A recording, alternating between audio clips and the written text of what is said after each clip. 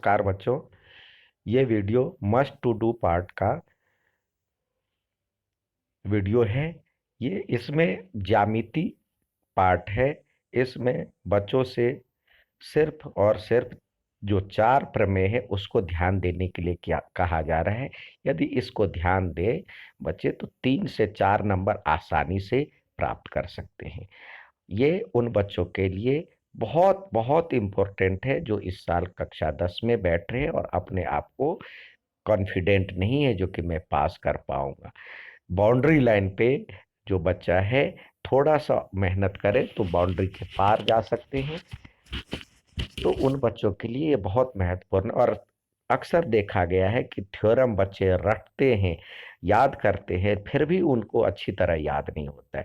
तो इसमें बहुत आसानी से बताया जा रहा है जो कि कैसे उसको याद करें और कैसे उसको लिखें, जिससे आपको कम से कम 2-3 नंबर आप आसानी से प्राप्त कर सकते हैं। तो आइए हम बात करें। सबसे पहले है पाइथागोरस प्रमेय का कथन लिखिए और सिद्ध कीजिए। यदि कथन दिया होगा तो आपको एक स्टेप कम करना होता है।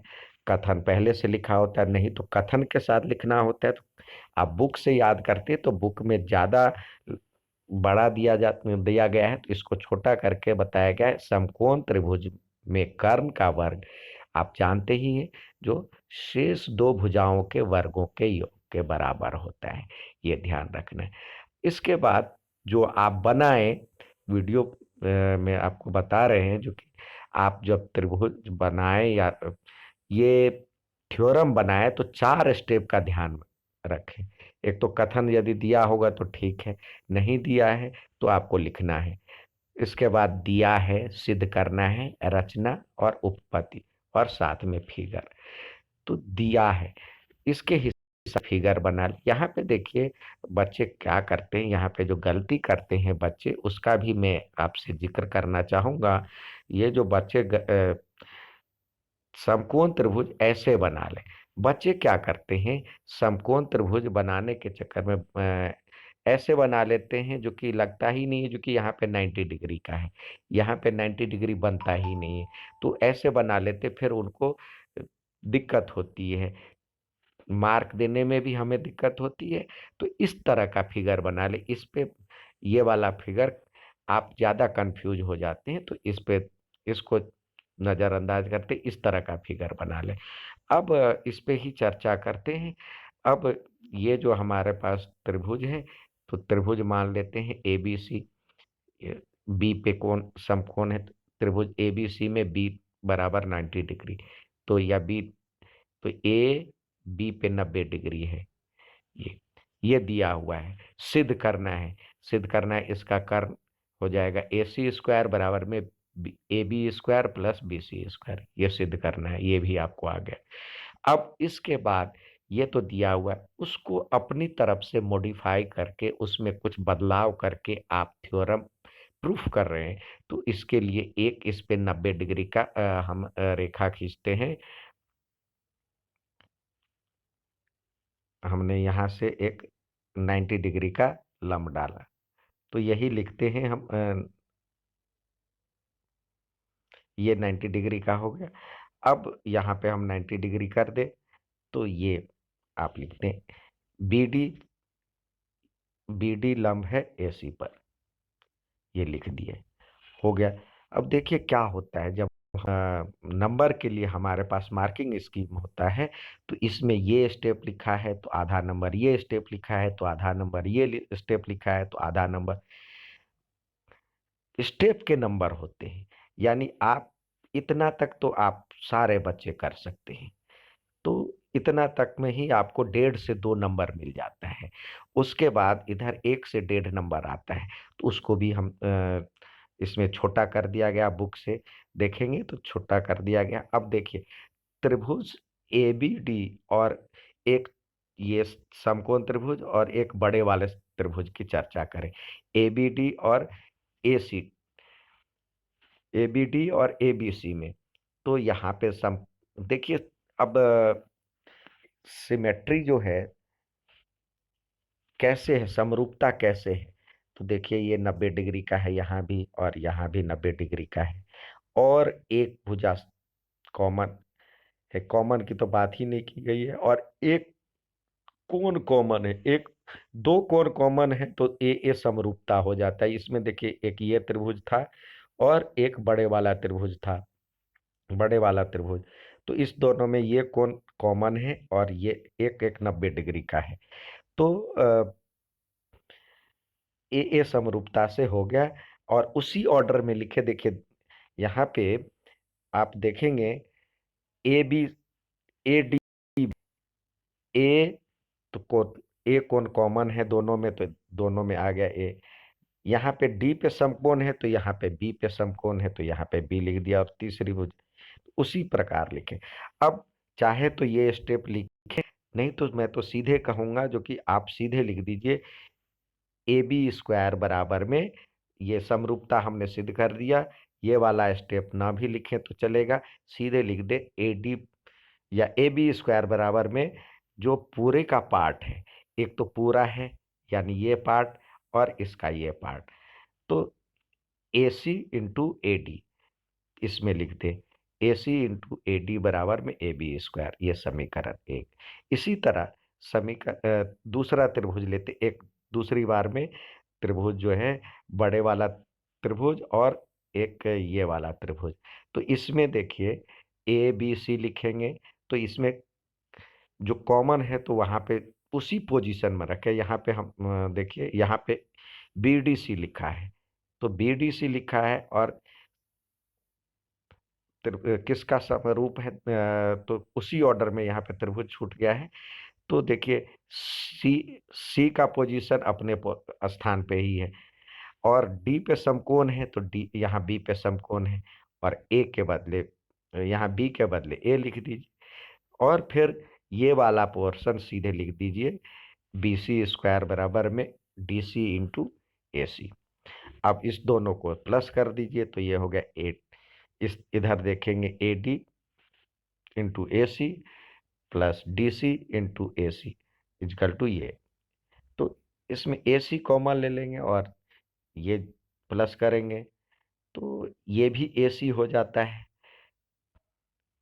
तो ये ए सी स्क्वायर बराबर में A B square plus B C square, hence proved. तो ये जो आप लिखेंगे तो इसके लिए आपको 1.5 से 2 नंबर यहाँ ऊपर में 1.5 से 2 नंबर होता है और 1.5 से 2 नंबर यहाँ का होता है। तो यानी आप कम से कम 2 नंबर इसमें आसानी से प्राप्त कर सकते हैं। आप ये वाला चाहें तो यहाँ वाला पोर्शन हटा दें, सीधे यहाँ लिख दें, और फिर ये वाला पोर्शन हटा दें और लिख दें। तो जितना छोटा कर सकते हैं उतना ही अच्छा होगा और कम याद करने का होगा। ठीक है बच्चों, अब नेक्स्ट सवाल देखते हैं। जो सवाल है पाइथा अब अगला सवाल है आपका, अगला सवाल है थेल्स प्रमेय। इसको कई नामों से जाना जाता है, थेल्स प्रमेय भी लिखा जाता है, बीपीटीपी लिखा जाता है, आधारभूत समानुपातिकता प्रमेय भी लिखा जाता है, या आधारभूत समानुपातिक प्रमेय भी लिखा जाता है। तो ये सारे एक ही चीज है, और नहीं तो ये भी लिखा जाता है। तो इसको लिख करके सिद्ध करना है। तो आइए इसमें भी देखिए, जो बुक में दिया गया उससे यहाँ पे छोटा है कथन। यदि किसी त्रिभुज की एक भुजा के समानांतर अन्य दो भुजाओं को भिन्न भिन्न बिंदुओं पर प्रतिच्छेद करती है, यदि किसी त्रिभुज की एक भुजा के समानांतर खींची गई रेखा अन्य दो भुजाओं को भिन्न भिन्न बिंदुओं पर प्रतिच्छेद करती है, तो ये खींची गई रेखा अन्य दो भुजाओं को एक ही अनुपात में विभाजित करते। इसको भी छोटा करना चाहे तो यहां से लिखे, यदि किसी त्रिभुज की एक भुजा के समानांतर खींची गई रेखा अन्य दो भुजाओं को एक ही अनुपात में विभाजित करती है। इतना भी लिख दे तो भी ठीक है।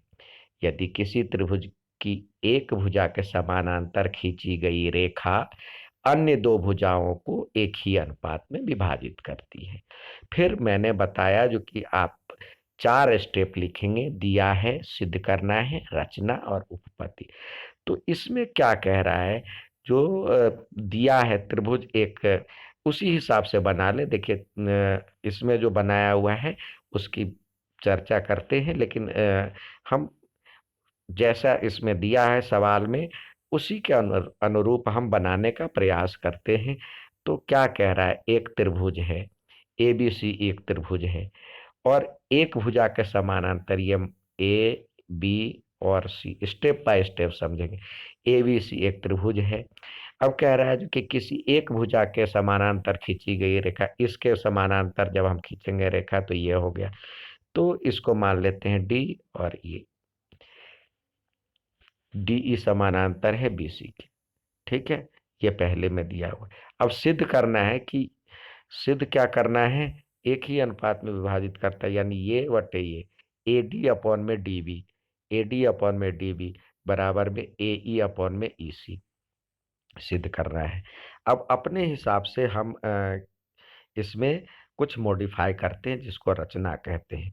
तो सबसे पहले इसको इससे मिला देते हैं, और यहाँ से एक 90 डिग्री का कोण बना देते हैं। तो यहाँ पे इसका नाम है एन, इसका नाम है एम। तो डी एम ए सी पर लंब डाला, ए सी पर डी एन लंब है, यहाँ पे लंब, और ई एन जो है इस पे लंब है बी, ए बी पर, और बी बी को ई से और डी को सी से मिलाया। अब देखिए, अब ये फिगर है, इसी तरह का फिगर हमारा है, तो एक दो बार प्रैक्टिस कर लीजिए तो आप समझ जाएंगे। अब सीधे आते हैं,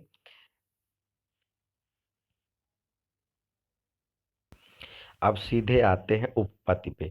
त्रिभुज का क्षेत्रफल क्या होता है, 1/2 आधार गुना ऊंचाई। तो जब ये आधार हो और ये ऊंचाई हो उसकी बात करते हैं। तो त्रिभुज A B D, A D E का क्षेत्रफल, ऊपर वाले त्रिभुज का क्षेत्रफल अपॉन में ये वाले त्रिभुज का क्षेत्रफल। तो त्रिभुज ए डी ई और बी डी ई का क्षेत्रफल, तो 1/2 A D into E N, A D, इसके लिए ए डी और ई एन, और इधर बी डी और E N, 1/2 D B E N. तो 1/2 कट जाता है, और ई एन से ई एन कट जाता है। तो ये इसी प्रकार आप चाहे तो ये लिखे, या इसी प्रकार सीधे लिखे, त्रिभुज ए डी ई और सी डी ई का क्षेत्रफल। तो ये लिखे तो ठीक है, नहीं तो सीधे ये लिख दे कम से कम। तो त्रिभुज एक, सॉरी, समीकरण 1 और 2 से, अब ये जो है ए डी ई और सी डी ई एक ही आधार पर, ये देखें एक बार, जो ये त्रिभुज बन रहा है, ये ये वाला त्रिभुज, ये वाला त्रिभुज और ये वाला त्रिभुज, दोनों एक ही आधार है, डीई आधार है, और दो समानांतर भुजाओं के बीच बना त्रिभुज है। तो एक इससे पहले थ्योरम आता है जिसके अनुसार ये दोनों बराबर होते हैं। तो यही आपको यूज करना है, त्रिभुज A D E, B D E और सी डी ई एक ही आधार, डीई और समानांतर रेखा के बीच है, तो इसलिए बराबर होता है। तो समीकरण 1 तथा 2 से ये हो गया, तो प्रूव्ड हो गया। इतना आपको याद करना है। आप स्टेप बाय स्टेप एक बार प्रैक्टिस कर ले, और इस तरह से आप इसका जवाब दे दें। अब आते हैं अगला सवाल, देखते हैं अगला थ्योरम।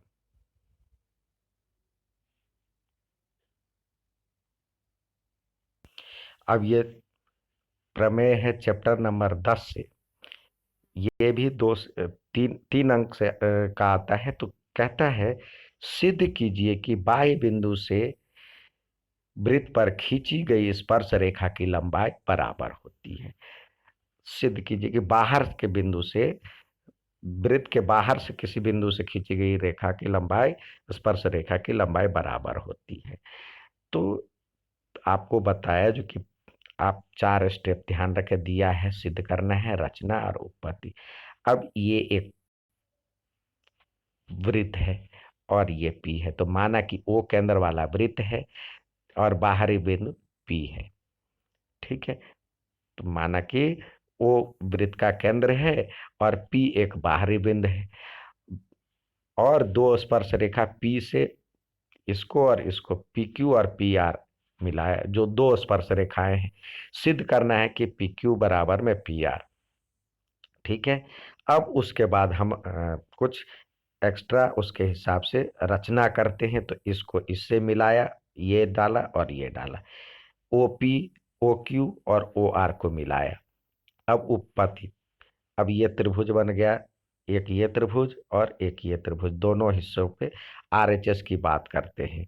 तो यहाँ पे देखिए, जो त्रिभुज दिया हुआ है, एक साइड रखे ऊपर वाला त्रिभुज पी ओ और क्यू, या ओ क्यू पी और ओ आर पी, ये रखे। यहाँ पे देखिए, ये और ये दो क्या है, त्रिज्या है। ओ क्यू बराबर में ओ आर, और साथ ही ये कोण 90 डिग्री है, कोण एक बराबर कोण दो बराबर 90 डिग्री, और ये दोनों भुजा उभयनिष्ठ है। तो हो गया ये ओपी बराबर ओपी, तो दोनों त्रिभुज जो है सर्वांग हो जाएगा आरएचएस सर्वांग समता से। तो उसी से सीपी से कहता है पी क्यू बराबर में पी आर, हो गया प्रूफ। ठीक है। अब नेक्स्ट सवाल देखते, इसकी बार बार प्रैक्टिस कर ले और रिवीजन करें। अब अगला है जो चौथा थ्योरम है, सिद्ध कीजिए कि वृत्त के किसी बिंदु पर स्पर्श रेखा स्पर्श बिंदु से जाने वाली त्रिज्या पर लंब होती है। तो एक त्रिभुज, सॉरी, एक वृत्त, और यहाँ पे स्पर्श रेखा, तो हमने मान लिया जो कि वो केंद्र वाला एक वृत्त है। पी वृत्त के बिंदु पी एक्स वाई पर स्पर्श रेखा है। तो हमें सिद्ध करना है जो कि ये पी क्यू ओ पी है, एक्स वाई पर लंब है। तो ओ एक्स वाई बराबर पी के अतिरिक्त बिंदु क्यू को लिया जाता है, एक एक्स्ट्रा बिंदु क्यू को लिया और उसको मिलाया। मिलाने पर देखते हैं जो कि ये वृत्त के बाहर का बिंदु है। जब हम क्यू वृत्त के बाहर होगा, नहीं तो एक्स वाई छेदक रेखा बन जाएगी। ये क्या है, ये वृत्त के बाहर का बिंदु है। यदि बीच में होता तो छेदक रेखा बन जाती, यानी उसको छेद करते हुए जाती है। तो यानी ये बड़ी है उससे भुजा, जब तो ओ क्यू बराबर में ओ पी। तो यदि बिंदु पी के अतिरिक्त एक्स वाई के प्रत्येक बिंदु के लिए सत्य है, यानी पी जो है बिंदु बिंदु पी अतिरिक्त एक्स वाई के प्रत्येक बिंदु के लिए सत्य है, अतः ओपी बिंदु ओ से एक्स वाई की न्यूनतम दूरी पे है।